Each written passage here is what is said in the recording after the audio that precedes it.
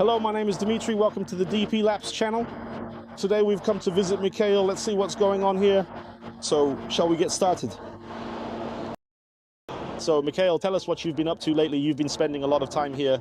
Tell us, what do we have here? Hello, my name is Mikhail. We are currently making the structural framework for advanced automotive machines for the auto repair business, which will be honing and boring machines. From concrete, specifically the kind we've learned to cast, ranging from B80 to B120 grade concrete, we cast small parts from B120 because it's expensive, and for simpler things we use B80. We cast into permanent formwork made of 1 to 2 millimeter metal. This turned out to be much simpler, at least for small quantities, than using removable formwork. We insert embedded elements, which we then mill, and here, during painting, they are taped over. In fact, these are milled with threads, 3 spots for rails. This is like just a steel square? Yes, a square protruding by 4 millimeters. It's the base for the rails. Here are the spots, and here we'll later align the substrate using adhesive, and this is where the carriages will be installed. Since we're not using ultra-high precision carriages but regular Chinese ones, they differ in height, that's all. We've seen up to 0.3 of a millimeter difference. You could buy a large number of them and sort them into organized stacks by selection, or, as we are planning, glue in a base that compensates for the height difference. However, because of this, repairs outside of factory conditions for this machine will be considerably more difficult. You will not be able to simply swap out the carriage, buy this one, take it out and put in a new one, because the height will be different and the machine itself is quite rigid and not easily adjustable. For example, this particular element here still does not have the bottom cover where the ball screw is mounted. Mikhail, sorry to interrupt, but what part is this? This is the housing for the vertical axis. The spindle head will move here and it won't protrude much. For example, not just for example, but both the honing and the boring machines, because we have 3 guides in total, they form, and the 3rd carriage will be spaced apart from them, a bit lower than the others actually. We create a lot of interconnected triangles between them, which results in a strong and stable overall structure. Because of this, the geometric rigidity of this design is significantly high. Since we achieve such high rigidity in the overall structure, we can use slightly fewer carriages. Mikhail, can you tell us where the need for this kind of machine even came from? Why did the task to build this type of machine arise? What is the problem that exists, so to speak, on the market? Well, you know, there was actually a lot of talk around me that a honing machine was needed, and then I had discussions with directors of large companies who said that, in fact, in Russia, only a small production of CNC honing machines had just appeared. As it turned out, they were made from old Soviet machines which were modernized into CNC ones. But they're running out. Yes, but the Soviet machines are running out, and there are imported companies like Rottler, Sonnen, and the Italians who make pretty good machines. But by Russian business standards, they're prohibitively expensive. And what are the prices, roughly? Well, the American Rottler is currently priced about 18 million installed at the customer's workshop. And as far as I understand, it's not that easy to deliver it either. Well, it's really a whole big and complicated operation. And people often whine and complain. For example, in China, people say they can't find a decent CNC honing machine. They always work with certain quirks. Nothing close to a Rottler. Why is that? Is it because of rigidity or the overall manufacturing culture? Because of the overall manufacturing culture, it's impossible to speed up the work. People do as they please. For example, I was recently at a close friend's well-equipped workshop in Novocherkassk. He showed me how, on a thoroughly modernized Soviet machine, he carefully prepares an Avtovaz engine block for the next repair size in just 22 minutes on a honing machine. Is that a lot or a little? 22 minutes is very fast. He doesn't put it on a boring machine. He removes the allowance with rough honing stones. So you can... No. Bore it, but just...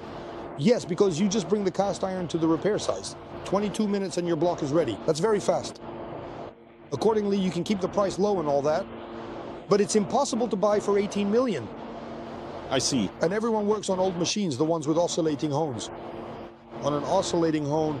It's too complicated. I've seen it with the Pakistanis. So why not make it automatically find where it needs to remove more material so you get the results you want?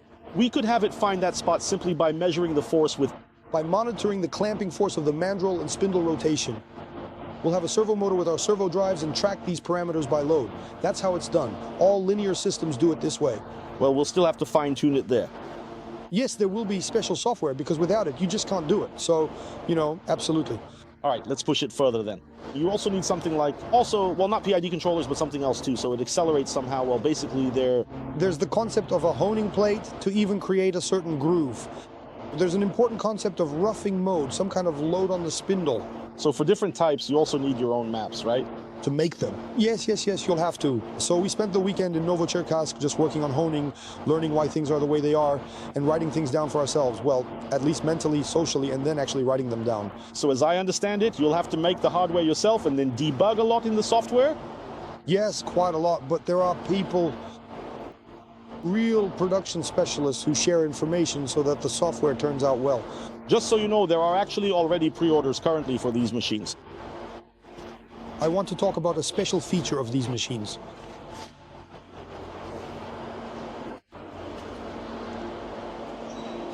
This casting here, which you can see in front of you, we call it the chest. Basically, it's a cross slide for the X and Y axes, allowing for precise movement in both directions. This is the guide along which it will move, previously shown right here inside. So, the vertical axis housing moves toward and away from the operator, providing essential adjustability.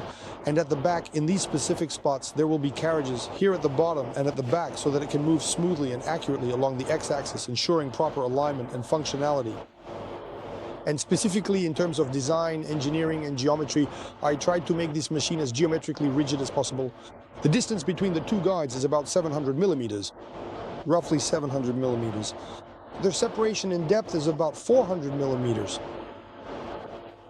This allows us, even with a not very deep bed, which we'll also show, to achieve 700 millimeters.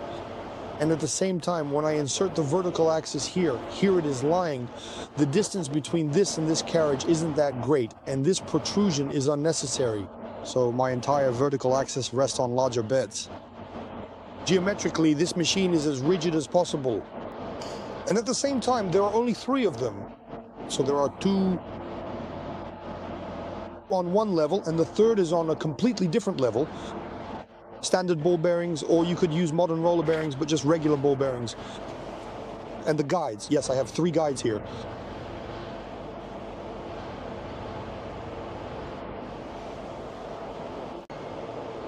This is the spot. Here, the housing for the rotating ball screw nut will be installed next. It will move longitudinally in exactly the same way on the rotating nut. We make the rotating nuts ourselves based on hub bearings from gas vehicles. The main bearing is a perfect fit for 25 millimeter ball screws. It's just absolutely excellent. As a result, you get a very rigid and in principle indeed quite inexpensive support. What else can we show? We have the bed here somewhere. Here it is, gentlemen. This is the bed. This is our main bed. For now, without any extenders or anything, it weighs almost a ton. But since it's so incredibly large and quite rigid, I can actually show you the impressive depth. The depth here is 470 millimeters. And the distance between the guides, measured in a straight line, is almost exactly 700 in total. And in depth, it's 350. This gives extra rigidity to this casting. This is the XY carriage. Here, it has a carriage block installed that moves along the top rail. And here, 2 carriage blocks will be installed that move along the lower rail. Geometrically, the machine is considerably more rigid than a typical one with linear arrangements. Cartesian, or as it's called, Cartesian type. Hey, has it stopped warping? Did we dry the concrete properly? Concrete warps for the first 21 days. After that, if there is any further warping, we can't measure it. There seems to be some deviation, probably within 1/100th of a millimeter over 1.5 meters, but most likely the temperature instability in the room has a greater effect here. 1/100th of a millimeter over 1.5 meters is already beyond what even grinding can achieve. Yeah, I really like the idea that at first we made a removable formwork out of plywood, but somewhere it warped or something else happened, there were gaps and you couldn't really vibrate it properly. And then Mikhail came up with the idea to bend something out of a 2 millimeter sheet. 1.2. Yes, it's made of 1.2 millimeters. It's easy to leave it and it's better in terms of paint and appearance, but in terms of increased cost, it's useless. Yes, even just make it from cold rolled black metal. Yes, even lathing is not required. We don't lathe, it doesn't fall apart, it's made from bends and rigidity. And How much is it reinforced inside? of course, reinforcement is necessary in those places where it's needed, and it's there. And accordingly, some small measures have been taken in practice in order to ensure that the formwork doesn't stick too much to the concrete. Although there is still some sticking for now, but we can deal with it. And as far as I understand, just to clarify, will everything be used with our drives? With our complete CNC system, yes. With our main boards, all the interconnections. Working with servo drives, our servo drives, they're almost on their way to us now. Zhenya has almost sent them to us. Yes, and everything will run on Linux CNC. And when will all this be assembled? I think that by the end of this week, we'll be able to put together another guide rail, the one that has just recently arrived for this bed of this particular length. I think by the end of the week, the mechanical structure of the machine will be fully assembled. Yes, so gentlemen, I'll try to film how it all comes together. Here we have it right here. We'll probably use the grasshopper to move it. Yes, this is our wonderful crane.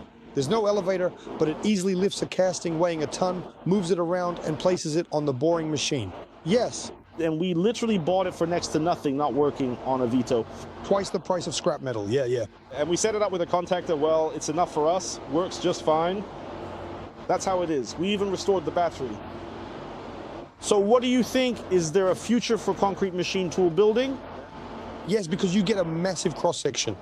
For example, as an illustration, consider the bed of our machine. It weighs a ton. Now, look at a 16 by 16 lathe. It weighs almost 3 tons.